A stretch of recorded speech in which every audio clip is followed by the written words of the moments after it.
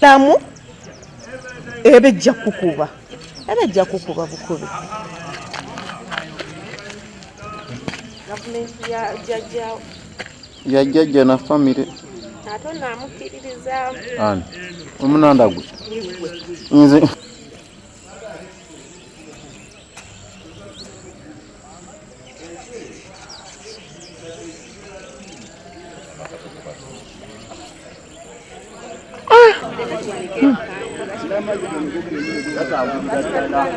Is this health really?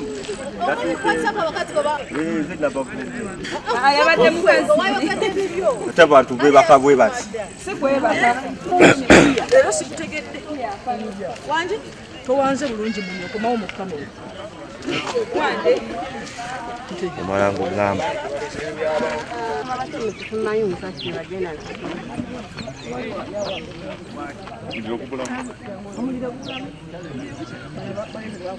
Hello. Zeni no dale no kumanya. Ona somola okuwa naye ku speech. Wanyi makaka. Gana makaka ngene yo bita manje kyandi. Yo nyuma bajimenye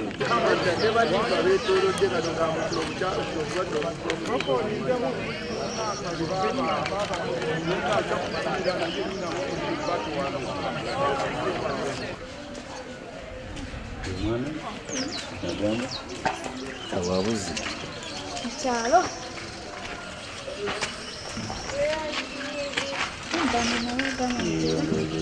wakati mu mazzi waliwo eno eriko akajja akawaite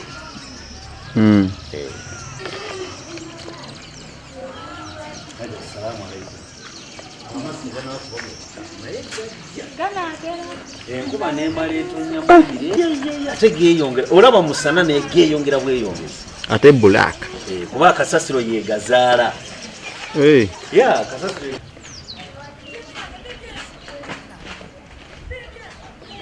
Amanyi n'ebono kanalogali bypass nabono bamujjawo batekewo ebizimbe ebirala bamutwale naffe tetwagala kuva wetwagulawo nga twagalawo singa tetwali tutwagalawo twataddawo obuyumba busisira naye twazimbawo amayumba gaffe g'amaanyi katugenda atukozesa transport wanusu kakaaga okuva wano okugenda mu kibuga mugenda n'amadda tugende gye tukozesa emitwalo 3 tunaamalako abamu tulwadde lwa pressure batwanguye tuddusa bangu mu ddwaliro banaatujjawo bateeri ne batutwala mu ddwaliro. With the issues, you don't create a buffer zone where you don't own land. They would have created a buffer zone at the commencement of the land field.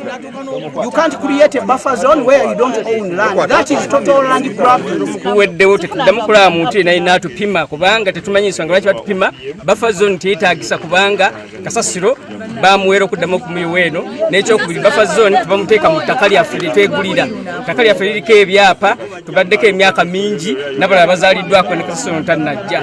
Tusaba cases in the government bave ku ttaka lyaffe batukumye emirembe ebbanga ddene ekinaddako singa tunaddamu okulaba omuntu apima bwe tujja okubabuuza nga badduka nabo bajja nga si balambulukufu mu kye bakola. Ekyamazima ekintu kino omwezi mulamba n'ekitundu ennyumba muzirabye amazzi mugakwata emisana n'ekiro tewali wazze tetufunanga lukiiko lwa kyalo tetufunanga ala distajanga n'atuuza olukiiko wano nga bwozze kubanga ati gwolaba ekiri ku ground naye bannaffe abali waggulu n'ekisaka yennyini tamanyi kifa maaso wano ne Lord Mayor tamanyi kifa wano naye nga be bakwatibwako ensonga zino. Kyetusaba abantu bano amayumba bajje balaba abantu bavudde mu mayumba gaabwe bagenze beebaka ku street. Office ate naawe kyandikoze bubi nnyo ng'okulembera abantu abafaanana bwe bati ne bakuleeta mu kitundu ekiri nga kirinamu embeera efaanana bwe naawe tekikunyumira. Tetulina wantu wonna okusinziira ku eno enjege yagwa wano tetulina wantu wonna we tubalirwa. Tetubalibwa mu bantu abakosebwa mu mayindi zaabwe tulinga abataliimu. Kati ne weebuuza for sure gavumenti yaffe kweno embeera yatutuukako gye tuteereetera lwaki temusobola kujja wano ku ground ne mutuyamba? Kati nze nina famire y'abantu 9 mulowooza mbeerawa ne famire yange, mulowooze kanisa tusabira waafo sure abatabadde n'obuweereza bwaffe nga tweyagala tulina amaka gaffe kati tuli mombooze mu ggwanga lyaffe, naye buli wootuuka ng'obuuza tukoze tutya tewali akuwa ekyokuddamu, tewali waakina akuwa essuubi. Ekyo nekyo tupulaninga okubakolera nga gavumenti. So mbadde nsaba KCCA, Office of Prime Minister n'abalala bonna abakwatibwako, in fact even President yourself ojje wano ku ground olabe abantu kye tuyitamu, kubanga gwolowooza tine mu kitezi tena abantu babeerayo, waliyo abantu ababeerayo, naye mujje mutuyambe kubanga tusula bubi, tuli bubi.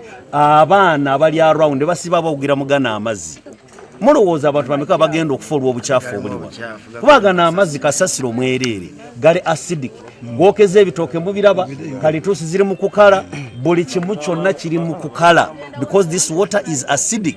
Nakubaka tekiri mu Uganda bw'oba tokoze mawulire tosobola kufuna kuyambibwa, eyo ge maka gange. Kati agamazi nga bw'ogalaba ddala omuntu oba omulowooza akola kikudde eri azinga emikono oba akola atya. So bannaffe mutuyambe ekikwatako buli omu tuyifune okuyambibwa, kubanga siffe twaleeta enjega naye bw'ogamba nti abantu abali mu tenti bokka balina okufiibwako, waliwo abantu abali ku kyalo nabo bali affected, naye nga tobayiseemu, tolina kyobayambye, tolina kyokoze, twaguka ku mizigo nga tugambye nti tugenze kuzimba tuwone emizigo, twadda mu mizigo tetwetegekedde na mizigo, tebereza bavudde ku makye waka, nze nafuluma mu kikomera kyange n'emmotoka nga temulya ettondo ly'amazzi, mbandi ku mulimu omukyala nankubira nagamba jangu tutaase ebintu. Kati awo sente bazitegese, naye nalina okulaba ekisoboka kyonna okutuuka wano ng'amazzi gakuma mu maviivi, kati sawa yaka kati gakuma mu kiwatu. So twetaaga buyambi, bino ebyokugamba nti batuzikire simanya twekalakasa, no, ffe twagala kutuusa ddoboozi lyaffe eribe kikwatako, batuyambi. So amazzi gano gava eri waggulu mu kasasiro, galina plant mwe gayingirira ne gafuluma eri, ne plant eyo yali diverted nga bigudde ne gadda mu bantu. Ennyumba zino nga bwe muziraba abantu bamu bonna bavaamu, ensiri zaalulira wano, buli kiwuka kyalulira wano, ensiri ziruma okuva wano paka mu Kiteezi, paka mu Lusanja, paka Nammere, zonna kati zaalulira wano. Ekintu kino kimaze omwezi mulamba ne wiiki 3 tebalina kye baali bakoze, neki baleeta butrakita obuto ne bujja ne bububa ebikumbi ne bugenda, tebalina kintu kye baali bakoze kiyamba. Batusindikira abantu kupima ojjota mutaka ly'omuntu notandika kupima bupimi, olaba obukosefu obukosefu bwe buli bukulemye okukwatako. Kubanga tekizibu kyaffe kye tuyina ky'amazzi, twagala amazzi gagende abantu badde mu mayumba gaabwe, awo balyoke bakomewo badugradinge kasasiro bulungi nnyo. Kubanga mbadde wano emyaka 10 nga sirabangako mazzi mu compound yange, naye kati essaawa zino sirina na wakusula, nina abaana na famire y'abantu bana, ndi single mother, akayumba kange ka kikazi, ndi wano sirina kyendi mu kiseera kino ndi mu kipangisa nanonyawo okusula, nga n'abaana bamu nabasindika mu kyalo bagalako mu okujja kusoma, sirina we mbateeka.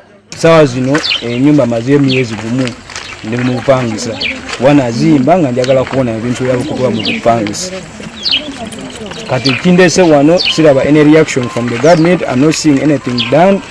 They've been telling us that trying to clear the drainage system, amazi gatambule na amazi tetulaba any change. Ever since I left the place, the thing is the water is still the way I left it. Emiti ejibaddawo jibadde just the plants which are there, they're all drying because now the water which is there is dirty. The mbadde nsaba, we are not just standing here because we want to do strikes and cause hackers within the army people or other whatever. We are fighting for the right of our properties. Kitulese wano.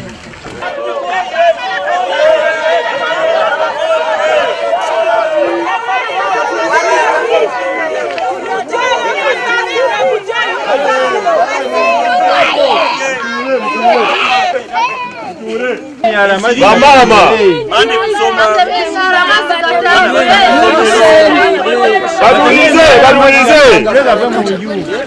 bamama obubaka bujja kutuuka gye bulina okukola ki? Ate kyembakakasa kiri kimu nti gavumenti eri wamu nammwe ate egenda kumalako ensonga eno.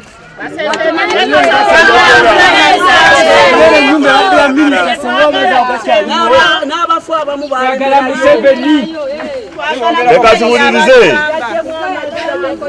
mbagambye nti eddoboozi lyammwe tugenda kwogera ne bakama baffe bekikwatako naye kyetumanyi assurance etubawa emu yokka nti gavumenti eri mu kukola ekisoboka kulaba nti embeera eno egisootinga muntegede okwekalakaasa wulira okwekalakaasa si kirungi tulina abakulembeze ku mitendero gyonna ensonga lwazituusa dda ate ne gavumenti eri mukola ki eri mu kukola ogwayo tubere bakakamu kino tekiddamu ate batugamba baagala abakulembeze bajja kujja ne boogera nammwe abansingako si ekyo naye nsaba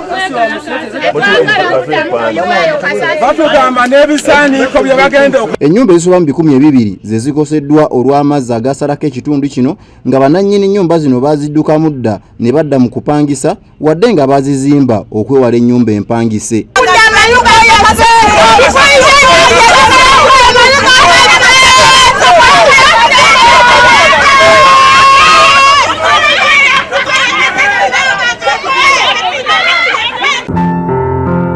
Ensangi zino okusanga abantu abeesigika era nga bali genuine mu nsonga z'ebyettaka batono ddala n'olwekyo Munnayuganda kankwanjulire Matugga Estates Properties nga ffe bakafulu abeesimbu era abeerufu ku nsonga z'ebyettaka wamu n'amayumba. Matugga Estates Properties tutunda ettaka okuva ku miliyoni 4 zokka. Nkiddamu ettaka okuva ku miliyoni 4 zokka nga tosuka kilomita 2 okuva ku koolasi. Tutunda n'amayumba agawedde ku bbeeyi entono ddala wamu n'ago okupangisa. Ne bw'obeera oli mutala w'amayanja ng'oyagala okugula ettaka tuwe buwinsimbi tukugulira ekintu kyo mu bwesimbu era mu bwesigwa owona okukaaba olw'abantu okulya ensimbi yo. Ne bw'oba oyagala kulambula tutuukirire tukulambuze sites zaffe ez'enjawulo w'osiima w'ogula okusinziira ku nsimbi gy'olina. Matugga Estates Properties tusangibwa mu kibuga Matugga miles 11 okuva mu kibuga Kampala. Okumanya ebisingawo tukubire ku simu zino wammanga 0750 99